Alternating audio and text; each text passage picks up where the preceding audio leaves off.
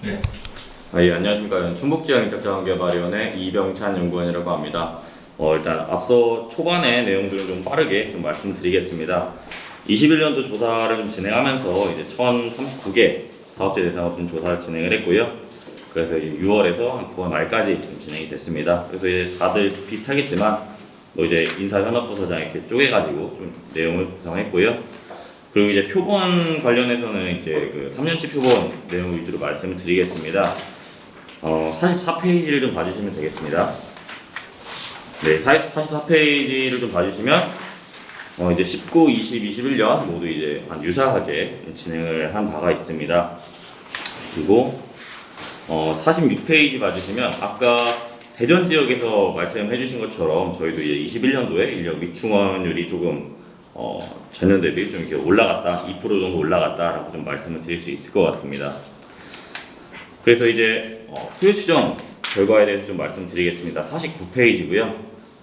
전년에는 이제 1,900명 정도 양성훈련 수요가 나왔는데 올해 이제 다 유사할 겁니다. 그래서 22년 예정 수요 같은 경우에는 3,983명 정도로 좀 추정이 됐습니다. 그래서 역시 이제 경영경 사무직이 이제 25% 정도로 가장 많이 좀 도출이 됐습니다. 그리고 이제 향상훈련 수요 추정 결과는 이제 50페이지인데 그리고 이제 33,000명 정도 좀 나왔고요. 그리고 51페이지는 이제 최근 3년간 직종별 양성훈련 수요 추정 결과를 좀 넣어놨습니다. 19, 20, 21년 보시면 이제 한 2,000명 안팎으로 좀 도출이 된 결과를 좀 보실 수 있습니다. 그리고 이제 52페이지는 이제 향상훈련 수요입니다. 그리고 역시 이제 향상훈련 수요 같은 경우에 이제 3년간 좀 이게 확대가 되고 있는 그런 추세라고 좀 말씀드릴 수 있을 것 같습니다.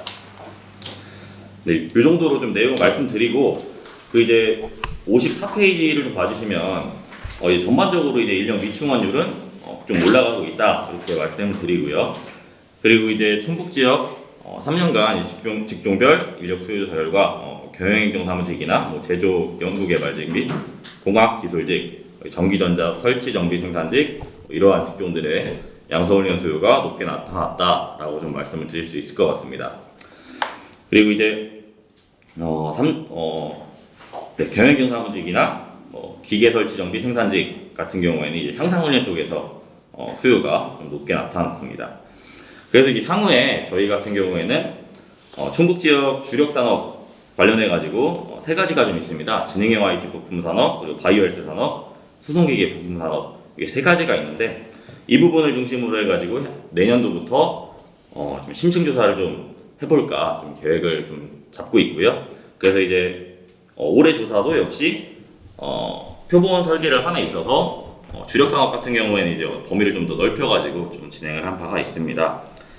그래서 이제 저희가 이제 올해부터 그 수요 추정 방식이 좀 변경이 됨에 따라서 자문회의를 좀 한 결과입니다. 그래서 이제 좀 애로사항이 좀 있어서 좀 기재를 했는데 개인이 이제 취업을 할 경우에 기업에서 이제 직종 기입을 명확하게 하지 않음에 따라서 약간 좀 애로가 좀 있었습니다. 이 해당 내용이 왜 이제 좀 말씀드렸냐면 이제 앞단에 보시면 이제 양성훈련 수요 추정 결과 부분입니다. 49페이지 부분인데 85번 부분에 이제 화학환경 설치 정비 생산직 같은 경우에 해당 내용이 이제 0명으로 좀 추정이 됐습니다. 저희 지역에 이제 바이오 단지가 이제 5송에 좀 있는데 이런 부분에 있어서 이게 0명이 나올 수가 있는가 이런 부분이 좀 우려가 돼서 좀 말씀을 드렸고 그리고 이제 과거 데이터를 뭐 추정하겠다 이건 이제 뭐 베이지안 추정이랑 같은 논리인 것 같은데 향후에 그런 미래 산업 방향을 반영을 좀 할 필요성이 있다라고 좀 자문위원들이 좀 의견을 주셨고요.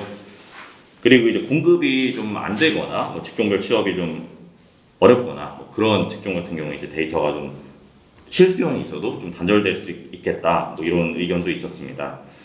그리고 이제 과거에 베이지안 추정식으로 이제 추정한 데이터랑 이제 비중 계산 방식으로 추정한 데이터 간에 연속성이 좀 끊어질 수 있다 이런 의견도 있었습니다.